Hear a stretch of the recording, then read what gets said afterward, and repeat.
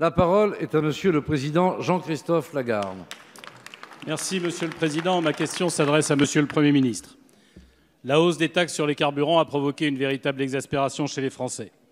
Nous ne nous associons ni à la démagogie, ni à la récupération qui pousse certains qui proposaient ces taxes hier à les renier aujourd'hui.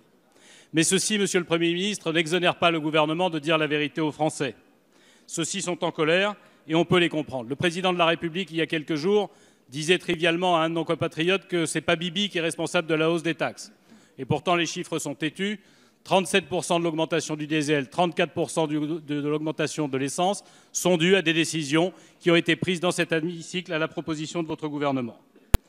C'est donc aussi Bibi qui est responsable des taxes et c'est pour ça que les Français ont l'impression de l'avoir dans le baba. Car beaucoup d'entre eux se sentent piégés.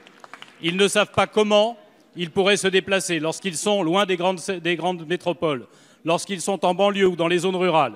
Comment ils pourraient faire, eux qui ne bénéficient pas de transports en commun, ni d'infrastructures qui permettraient de rouler plus propre. Rien que les chiffres le montrent. En 2017, entre 2017 et 2019, la vérité, c'est que c'est 7,2 milliards de recettes supplémentaires que ces taxes que vous avez décidées ont rapportées dans les caisses de l'État. C'est 1,2 milliard seulement qui ont été consacrés à la transition énergétique. La différence, c'est 6 milliards. Rien qu'en 2019, c'est 3,9 milliards d'augmentation qui sont prévus, 260 millions seulement pour la transition énergétique. Les Français ont l'impression d'un piège et ont l'impression de se faire avoir. Or, pour que ces taxes soient légitimes, il ne faut pas qu'elles les piègent, mais il faut qu'elles les accompagnent, qu'elles leur permettent de rouler plus propre, qu'elles leur permettent de se chauffer plus propre, qu'elles permettent de financer les infrastructures à travers tout le territoire, qui leur permettent effectivement de répondre aux objectifs de lutte contre le carbone et la pollution. C'est donc, Monsieur le Premier ministre, la question de notre groupe. Les taxes en question doivent revenir dans la poche des Français. Comment allez-vous leur rendre l'argent pour leur permettre de rouler plus propre et de se chauffer plus propre? Merci, Monsieur le Président. La parole est à Monsieur le Premier ministre.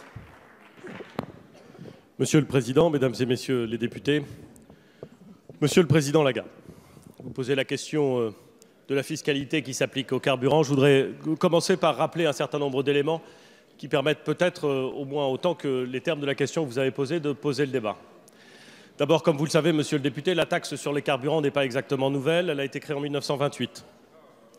Ensuite, vous savez, et depuis 1928, elle contribue à alimenter la totalité du budget de l'État, bien entendu. Vous savez également que cette TICPE, la fiscalité écologique au global, c'est environ 34 milliards. La TICPE, pour sa part, elle ne finance pas que l'État. Vous savez, Monsieur le Président, qu'à hauteur de 12 milliards d'euros, ce qui n'est pas rien, elle vient financer des collectivités territoriales, les départements et les régions. Afin, évidemment, et c'est parfaitement légitime, de permettre à ces collectivités d'exercer leur politique publique et d'accompagner nos concitoyens sur la voie de cette transition écologique. Et j'ai bien entendu parfaitement à l'esprit l'ensemble des politiques qui sont menées et qui sont même, j'en suis sûr, accélérées compte tenu de l'augmentation de recettes de la TICPE. Nous assumons le fait, puisque cela avait été annoncé pendant la campagne, et vous avez eu, Monsieur le Président, l'honnêteté intellectuelle de le reconnaître, annoncé par le Président de la République et partagé par beaucoup d'autres candidats à l'élection présidentielle, nous assumons le fait qu'une taxe carbone est venue s'ajouter à cette TICPE, pour un montant d'environ 7,5, 7,8 milliards d'euros. À quoi sert cet argent? Il sert, pour une large part, à permettre la substitution de la fiscalité qui pesait jusqu'à présent sur le travail et à la faire basculer vers la pollution, vers la transformation climatique, vers le dérèglement climatique. C'est un choix politique. Nous considérons, et je pense qu'au fond, chacun de nos concitoyens peut le comprendre, nous considérons qu'il est certes peu populaire, mais néanmoins parfaitement justifié de dire que demain, la fiscalité doit plus peser sur la pollution que sur le travail. Cette transformation, elle est loin d'être simple, mais nous l'assumons. Il ne vous a pas échappé, Monsieur le Président Lagarde, que la fiscalité sur le travail baissait, et baissait nettement. Ça n'a pas pu vous échapper. Certains n'ont pas voulu la voter, mais ça n'a pas pu vous échapper. Et à l'évidence, la contrepartie est une partie de l'augmentation de la taxe carbone, telle que cela avait été annoncé. La France n'est pas le seul pays à s'engager dans cette voie. Dans l'Union européenne, peut-être, monsieur le député, vous en fichez, comme vous le dites élégamment, mais il se trouve qu'on peut aussi se comparer dans le monde. C'est jamais mauvais de regarder un peu au-delà de ses frontières, monsieur le député. La Suède s'est engagée dans le même chemin, c'est-à-dire une substitution progressive de la fiscalité qui pesait sur le travail vers une fiscalité qui pèse sur la pollution ou sur les émissions de CO2, lesquelles sont très largement contributrices et à l'origine du dérèglement climatique. Le montant supplémentaire acquis par cette trajectoire carbone sert, Monsieur le Président, à financer des mesures qui accompagnent les Français dans cette transition. J'aurai l'occasion très rapidement d'évoquer un certain nombre de ces mesures.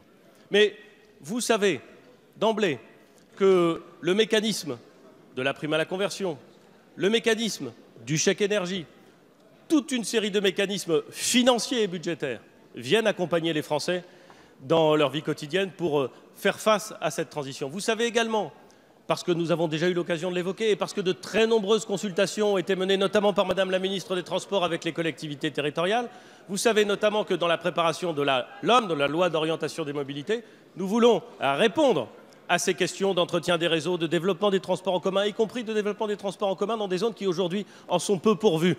Car c'est un enjeu pour nos concitoyens. Là encore, nous sommes cohérents et nous allons avancer. Au total, Monsieur le Président, le gouvernement, la majorité, entend évidemment les remarques, l'émotion, parfois la colère formulée par les Français.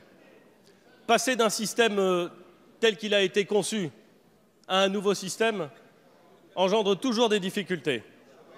Mais nous avons la conviction que ne rien faire contre les émissions de CO2, que de ne pas s'engager fermement pour accompagner les Français et pour lutter contre l'utilisation des véhicules qui provoquent et accélèrent la transformation climatique, nous avons le sentiment et la conviction que ce ne serait pas à la hauteur des enjeux. Et quelque chose me dit, Monsieur le Président, qu'au fond de vous-même, vous partagez la compréhension de l'acuité de ces enjeux. Merci, Monsieur le Premier ministre.